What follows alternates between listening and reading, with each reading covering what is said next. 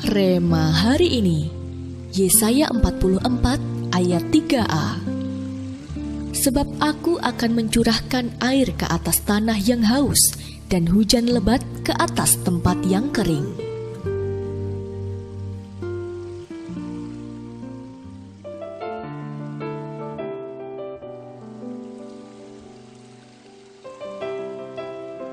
Peralatan tajam yang masuk ke dalam mulut, desingan bor, rasa ngilu di gigi, belum lagi jarum suntik, bau obat, atau cabut gigi.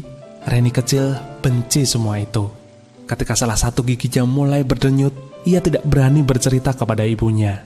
Namun, semakin lama sakit giginya semakin parah.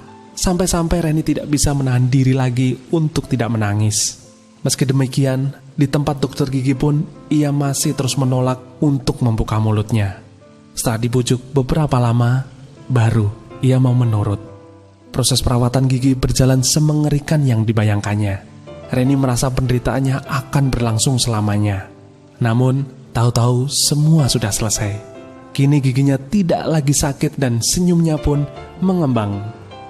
Bukan hanya gigi, hati pun bisa bermasalah.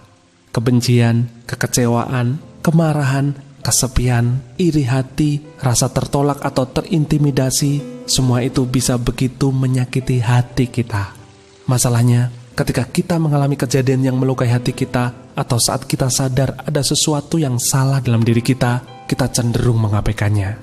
Kita berharap seiring waktu, luka-luka itu akan membaik dengan sendirinya. Hal itu tidak mungkin terjadi.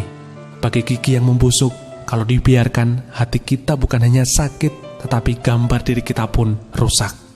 Lalu, di luar kehendak kita menjadi pribadi yang bermasalah. Kita bereaksi, bersikap, dan mengambil keputusan-keputusan yang salah, yang akhirnya semakin memahitkan hidup kita. Kalau kita ingin mengalami kesembuhan batin, satu-satunya jalan hanyalah dengan membuka hati kita di hadapan Tuhan, Sang Penyembuh segalanya. Biarkan Dia merawat luka-luka kita dan membersihkan hati kita dari segala kekotoran yang membusukkannya. Saat hati kita sudah pulih seutuhnya, firman Tuhan pun dapat berkuasa sepenuhnya dalam hidup kita. Hati, pikiran, dan keputusan-keputusan kita seluruhnya selaras dengan firman, sehingga Tuhan pun bisa dengan leluasa membawa kita untuk melakukan perkara-perkara mulia. Kepahitan apa yang masih bercokol dalam hati Anda? Mengapa Anda perlu membuka hati sebelum Tuhan bisa menyembuhkan hati Anda secara total?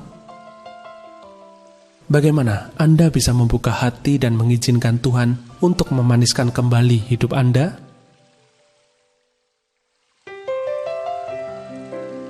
Bapa yang baik, kami bersyukur sebab Engkau tidak pernah melepaskan kami dari pandangan mata-Mu. Engkau mengetahui semua kejadian dalam hidup kami, dan Engkau lebih tahu dari kami apa yang telah melukai kami begitu dalam. Kami mau sembuh ya Bapa. Kami buka hati kami mau berserah sepenuhnya ke dalam tangan-Mu yang akan menyembuhkan kami. Biarlah melalui hidup kami, kemuliaan-Mu boleh semakin dinyatakan dan semakin banyak orang yang melihat terang-Mu yang penuh kasih. Di dalam nama Tuhan Yesus kami berdoa. Amin. Bukalah hati dan izinkan Sang Penyembuh segalanya memaniskan kembali hidup kita yang terlanjur pahit.